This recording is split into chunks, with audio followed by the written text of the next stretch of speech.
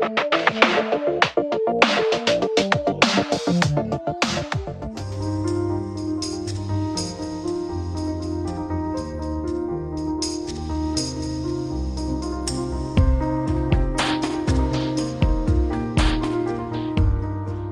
a Sunni versus Shia internal event, which is obviously causing a lot of strife in Iraq, especially after the last 10 years of Iraq's history demands some international attention. Well, I was talking to one girl who's Shia, but she was campaigning outside the BBC like last week. It's not Sunni versus Shia, it's Sunni and Shia versus ISIS, and apparently this is making it really tense in Iraq between Sunnis and Shias. Pretty surprised by how little we've heard about this, because I think A, Iraq is jaded, and B, there's a football World Cup on. You know, like, it makes sort of, you know, number 3 on the BBC and stuff.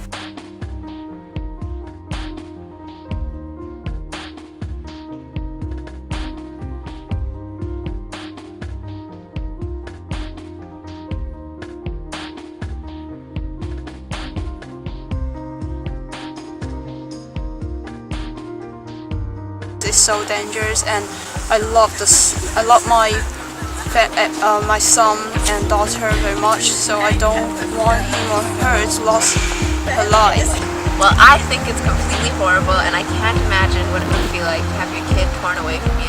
And I do think that something needs to be done about it, but it does have to be like, I don't know, it can't be too in your face. I don't know if you could like be proud of them for like having such strong beliefs. I don't know enough about extreme Islam.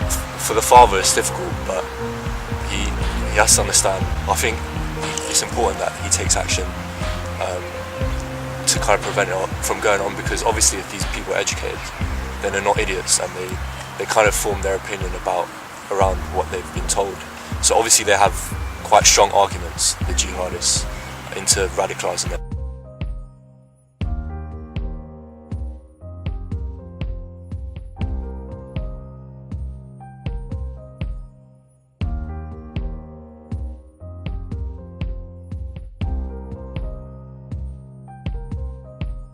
How do you define radicalism?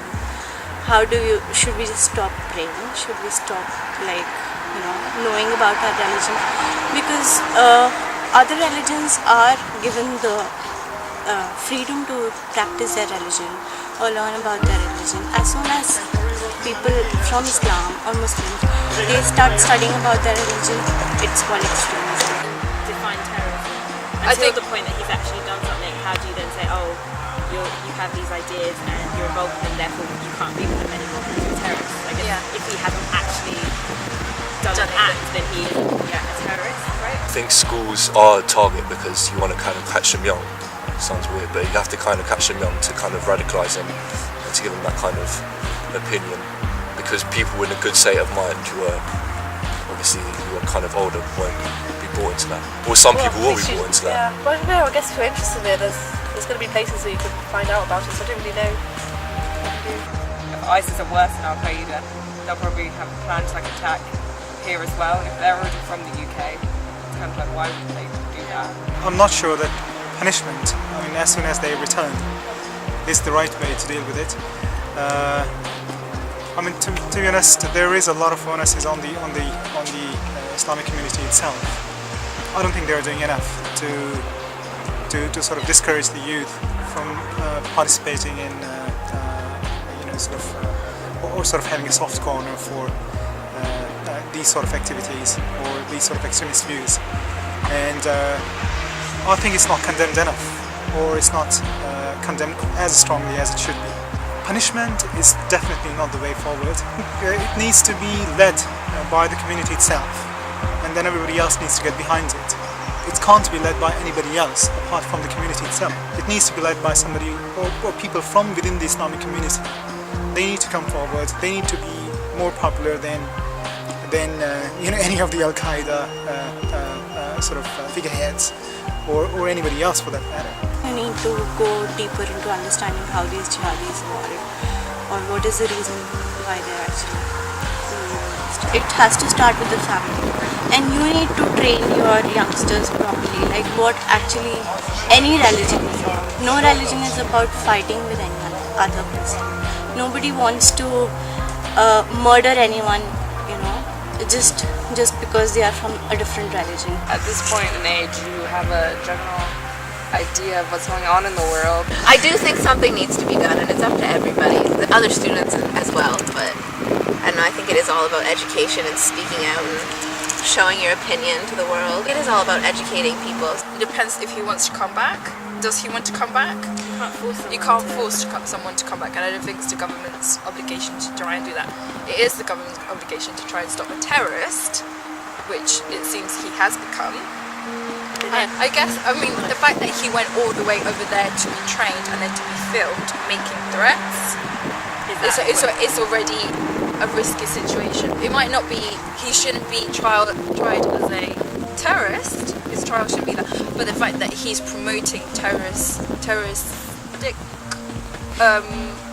ideas or behaviour, I think is quite dangerous. Specifically, people blaming Tony Blair and specifically that, I don't think that you can blame the current events in Iraq on Tony Blair because first of all the USA would have gone anyway, but secondly the whole Shia-Sunni schism was already present, is very much present and has been since 1979. Going back to intervention or not intervention, or support or not support. Obviously 2003 we should never have got in, but now again, since we slightly contributed to the issue, I still don't think we should go in, but supporting the pockets that are still under legitimate control in terms of like Kurdistan, regional government, and the non-radicalized opposition in Syria, those kind of groups, I think we should definitely support them, if not militarily, although I would probably support them militarily as well in terms of not handing arms, because that has always ended up wrong with arms going to the wrong people.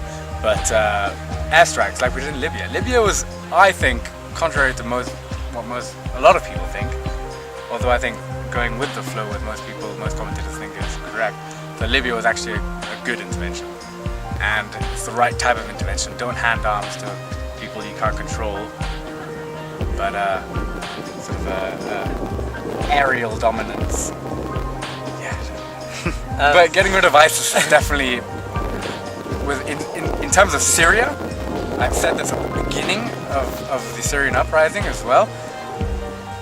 Bashar al-Assad suppressing the entire population and, just like his father, taking control of Syria would have resulted in less casualties. Obviously it's a loss for democracy, but it would have been less casualties per se.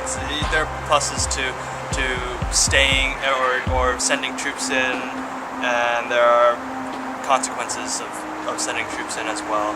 And we just pulled out most of our troops. But if the whole of Iraq gets taken over by ISIS, and if that's just a major loss in investment of effort from many years.